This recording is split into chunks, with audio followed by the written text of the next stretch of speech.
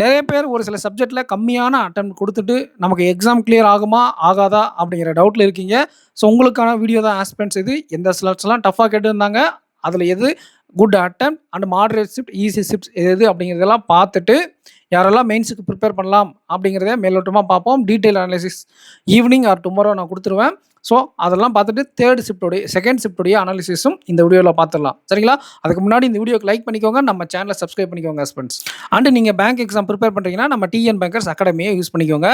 இன்னைக்கு நடந்த August 23 second shift வந்து இருக்கிறதே டஃப்பஸ்ட் ஸ்லாட். நேத்து நடந்த 2ண்ட் ஷிஃப்ட்டும் டஃப்பஸ்ட் ஸ்லாட். அதுக்கு அடுத்து நேத்து நடந்த அ ஷிஃப்ட் 1 அப்படிங்கிறது அதுக்கு அடுத்து டஃப்பஸ்ட். அதுக்கப்புறம் நேத்து நடந்த டே 1 லாஸ்ட் ஷிஃப்ட் அப்படிங்கிறது மாடரேட். அதுதான் பிஓ பிரிலிம்ஸ்க்கான லெவல். இன்னைக்கு நடந்ததும் அதே மாதிரி மாடரேட்.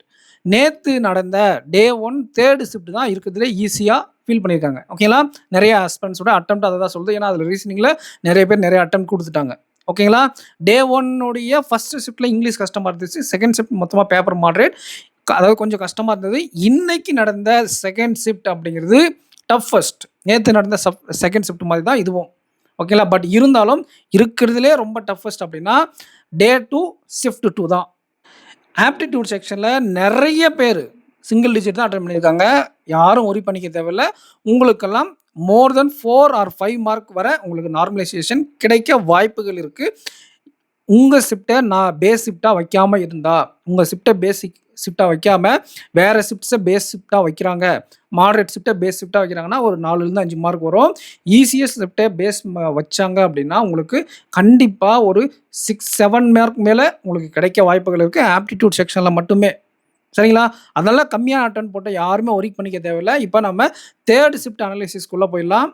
அண்ட் உங்களுடைய அட்டெம்ப்ட் என்ன அப்படிங்கிறத மறக்காம கமெண்ட் செக்ஷன்ல கமெண்ட் பண்ணுங்க. ஸோ தட் கொஞ்சம் கிளாரிட்டி கிடைக்கும். உண்மையிலே இந்த ஷிஃப்ட் டஃப்பா இருந்துச்சா இல்லையா அப்படிங்கிறது.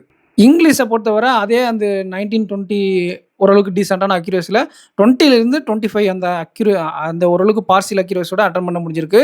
உங்களுக்கு ஃபில்லர்ஸ் இருந்திருக்கு, வேர்ட் ஸ்வாப் இருந்திருக்கு, பேரா ஜம்பிள் கேட்டிருக்காங்க, கரெக்ட், இன்கரெக்ட் ஃபார்மேட்ல எரர் ஸ்பாட்டிங், அதுக்கப்புறம் ஆர்சி.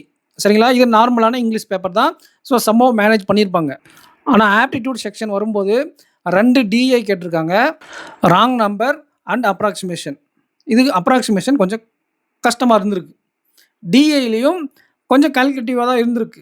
பார் கிராஃப் கஷ்டமா இருந்திருக்கு. உங்களுக்கு டேபிள் கிராஃப் அப்படிங்கிறதும் ஒரு சில கொஸ்டின் ஈஸியாவும், ஒரு சில கொஸ்டின் கால்குலேட்டிவா தான் இருந்திருக்கு. ஸோ கண்டிப்பா நீங்க அந்த ஸ்பீட் பூஸ்டர்ல சிம்பிளிஃபிகேஷன், அப்ராக்ஸிமேஷன் கொஸ்டின் அட்டெண்ட் பண்ணிட்டு, ராங் நம்பர்ல 2 ஆர் 3 கொஸ்டின் அட்டெண்ட் பண்ணிட்டு, டிஐஸ்ல 3 கொஸ்டின் அது மாதிரி செலக்டிவா அட்டெண்ட் பண்ணிட்டு, இல்ல அரித்மெடிக் போயிருந்தீங்க அப்படின்னா கூட ஒரு 9ல இருந்து ஒரு 12 அட்டெம்ப்ட் குடுத்திருந்தீங்களானவே நல்ல அட்டெம்ப்ட் தான். ஓகேங்களா? ஸோ 12 அட்டெம்ப்ட் அப்படிங்கிறது இந்த ஷிஃப்ட்டுக்கு குட் அட்டெம்ப்ட். பட் நீங்க 9, 10 அந்த மாதிரி அக்யூரேட்டா போட்டிருக்கீங்க அப்படின்னா கூட உங்களுக்கு எக்ஸாம் கிளியர் ஆயிரும். ஏன்னா வேக்கன்ஸிஸ் அதிகமா இருக்கு. ஓகேங்களா? இந்த ஷிஃப்ட்ஸ்க்கு நான் வந்து 10 to 12 அப்படிங்கிறத குட் அட்டெம்ப்ட்டா குடுக்குறேன். For aptitude section.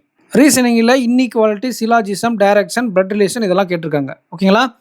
மீதி உங்களுக்கு பசில் தான். பேரலல் ரோ, மந்த் பசில், அதுக்கப்புறம் box puzzle, age based puzzle, அதுக்கப்புறம் மிசல்னியஸ். இதுலயும் எந்த பெரிய வித்தியாசமும் இல்ல. மத்த ஷிஃப்ட்ஸ்ல கேட்ட அதே பசில் தான். அதே சீட்டிங் தான். அதே ஸ்கோர் பூஸ்டர் தான். ஒரு 22லிருந்து 25 அட்டெண்ட் பண்ணியிருந்தீங்க அப்படின்னா, இந்த ஷிஃப்ட்ஸ பொறுத்தவரை ரீசனிங் எபிலிட்டிக்கு ஒரு நல்ல சூப்பரான அட்டெம்ப்ட். ஓகேங்களா? ஓவராலா ஒரு 50ல இருந்து ஒரு 56 வரை அட்டெண்ட் பண்ணியிருந்தீங்கன்னா, இந்த ஷிஃப்ட்ஸ்க்கு குட் அட்டெம்ப்ட்.